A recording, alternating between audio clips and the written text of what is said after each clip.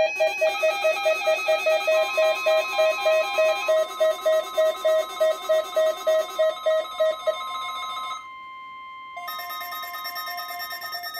is a weekly test of the NOAA radio warning device.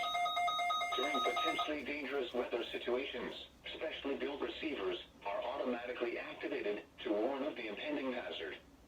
Tests of these receivers normally are conducted by the National Weather Service every Wednesday around noon. When there is a threat of or existing severe weather in the area on Wednesday, the test is postponed until the next good weather day. The warning alarm transmitted over this and other NOAA radio stations in southern Wisconsin will normally be activated for watches and warnings that affect the following Wisconsin counties: Richland, Vernon, Adams, Juneau, Marquette, Waushara, Winnebago, Calumet, Manitowoc, Sauk, Columbia, Green Lake, Fond du Lac, Sheboygan, Dodge, Washington, Ozaukee, Iowa, Dane, Jefferson, Waukesha, Milwaukee, Lafayette, Greene, Rock, Walworth, Racine, and Kenosha.